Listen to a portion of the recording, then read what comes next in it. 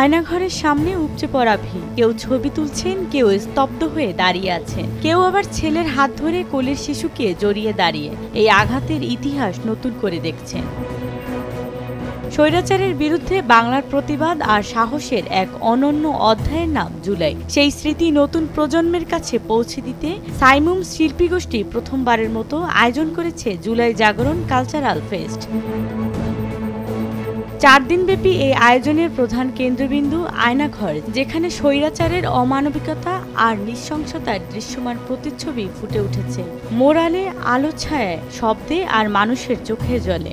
জীবন্ত মানুষকে যেভাবে অত্যাচার করা হয়তো বর্বর কায়দা এবং জাহালাতের যোগ্য যেখানে হার মানাইছে, কিছু দৃশ্য এখানে প্রতীকভাবে তুলে ধরছে। অনুষ্ঠানের উদ্বোধন করেন জুলাই আন্দোলনের শহীদ সংস্কৃতি কর্মী আব্দুল্লাহ আল তাহিরের মা। অশ্রুসজল চোখে তিনি বলেন, আমার সন্তান চেয়েছিল মানুষের অধিকার, সেজন্য সে শহীদ হয়েছে।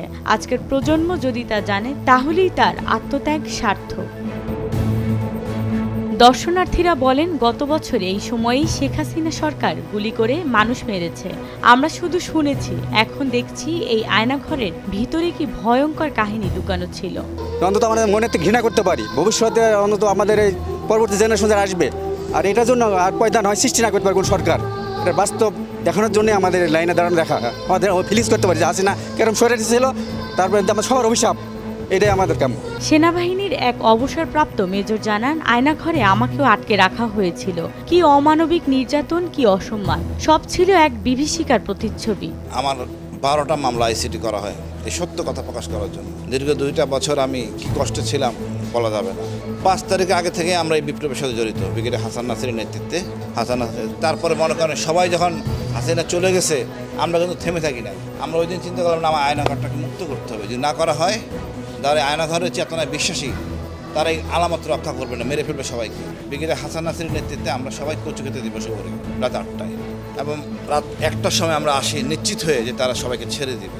এরপর আমরা জানতে পারি বঙ্গভবনের সিদ্ধান্ত হয় সবাইকে ছেড়ে দেওয়া। তারপরে আমরা ফিরে পাই সবাইকে, ব্রিগেডিয়ার আজমি, আরমান, সবাইকে। এটা চরম লজ্জা। আমরা চাই এর ন্যায় বিচার। আর এক সাবেক কর্মকর্তা সাইমুম শিল্পীগোষ্ঠী ও ইসলামী ছাত্র শিবিরকে ধন্যবাদ জানিয়ে বলেন, যারা প্রকৃত ইতিহাসকে ধরে রেখেছে এ কৃতিত্ব তাদেরই। যখন রাজনৈতিক দলগুলো নীরব, তখন এই তরুণরাই আমাদের কণ্ঠ। কিন্তু আজ 4 দিন যাবৎ সাইমুম এত সুন্দর উপহার দিয়েছে জাতির সামনে। সাইমুমের 17 বছরের ইতিহাসকে আরও উচ্চাকাঙ্ক্ষিত করেছে। সাইমুমের কাছে, ইসলামী ছাত্র শিবিরের কাছে অন্যান্য ছাত্র সংগঠন আজকে হেয় হয়ে গেছে।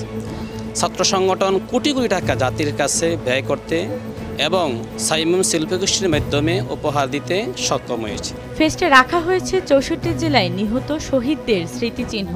বাংলাদেশের ম্যাপে আলোকচিত্রের মাধ্যমে চিহ্নিত করা হয়েছে কোথায় কোথায় কারা শহীদ হয়েছেন। আয়োজনে রয়েছে শিশুদের জন্য স্মৃতিমূলক খেলনাও, যেন ভবিষ্যৎ প্রজন্ম ভুলে না যায় এই গর্বের ইতিহাস। এক তরুণ দর্শনার্থী বলেন, আমি এখানে শুধু ছবি তুলতে আসিনি, এসেছি স্বৈরাচারের মুখোশটাও দেখতে।